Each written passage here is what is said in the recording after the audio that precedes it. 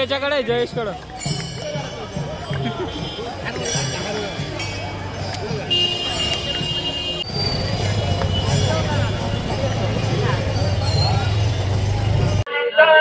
News 24 Maharashtra live मध्ये मी गायत्री घुगे बोलते, तुमच्या सर्वांचं स्वागत करते। सध्या मी आहे पंढरी नगरीमध्ये, पंढरपुरात आम्ही आहोत आणि माझ्या आजूबाजूचा माहोल पाहून तुम्हाला समजत असेल की अगदी कार्तिकी एकादशीच्या निमित्ताने अनेक वारकरी मोठ्या संख्येने उपस्थित झालेले आहेत।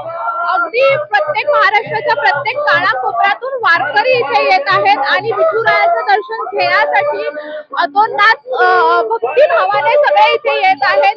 त्याचबरोबर पालखी देखील मोठ्या उत्साहाने सजवली आहे।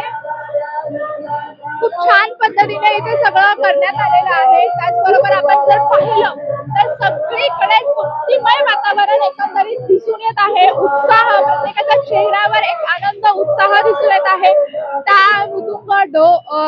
टाळ मृदुंगाच्या नादात सगळे वारकरी हळूहळू पुढे जात आहेत, दर्शनासाठी जात आहेत।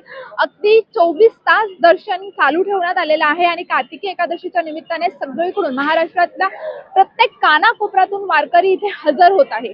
आपण आता वारकऱ्यांशी देखील संवाद साधण्याचा प्रयत्न करूया। बाबा, कुठून आला? नांदेड वरून।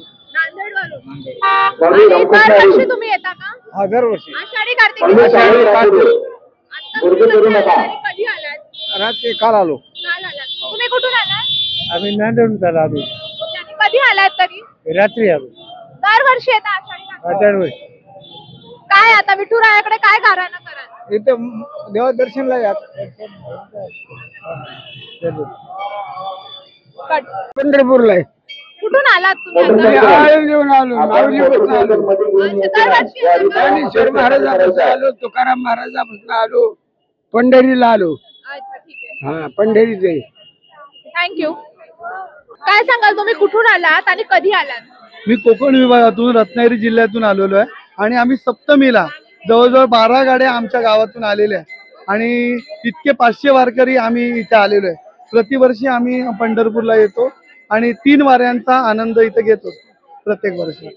म्हणजे तुमच्या पूर्ण गावातून 500 वारकरी आले? हा, आमच्या पूर्ण गावातून 500 वारकरी आलेले आहेत आणि संपूर्ण संगमेश्वर तालुक्यातून काल संगमेश्वर तालुक्याची संप्रदायाची वारकरी दिंडी होती आणि त्याच्यामध्ये 1,500 लोकांनी सहभाग घेतलेला। तुमचं दर्शन झालं?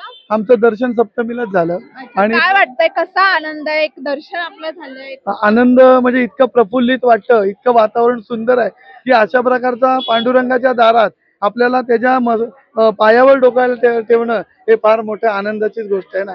कुठल्याही वारकऱ्यासाठी हा मोठा सुख सोहळा आहे आणि हा सुख सोहळा स्वर्गी नाही। किती वेळ लागला अंदाजे दर्शनाला? अंदाजे आम्हाला यावर्षी 3 तास लागले तरी सुद्धा। तुम्ही पण रत्नागिरी? हो, मी पण रत्नागिरी। काय सांगाल, कसा आनंद आहे? दर्शन झालंय? इथे आल्यानंतर आपलं सगळं जे मागचं जे काही व्यावहारिक जग आहे ते सगळं विसरायला होतं आणि पांडुरंग पांडुरंग एवढंच आपल्या मनात राहतं। म्हणजे इथे आल्यानंतर सगळ्या जगाचा विसर पडतोय।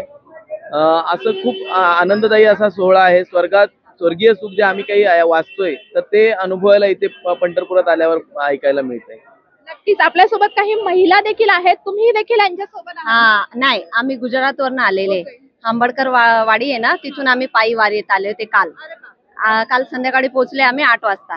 कधी निघालेला? आम्ही 24 तारखेला निघालेले अंबरवाडीपासून। आणि दर्शन झालं? हो, दर्शन झालं। कसं वाटतंय? एकदम छान वाटतंय। आम्ही नवसारीवरून आलेलो आहे, गुजरात नवसारी। खूपच छान, खूपच छान आहे। चालायचा पण काही त्रास होत नाही। आता इथं आनंद वाटतोय। 10 दिवस एकसारखे चालले होते। खूपच मजा आली। धन्यवाद।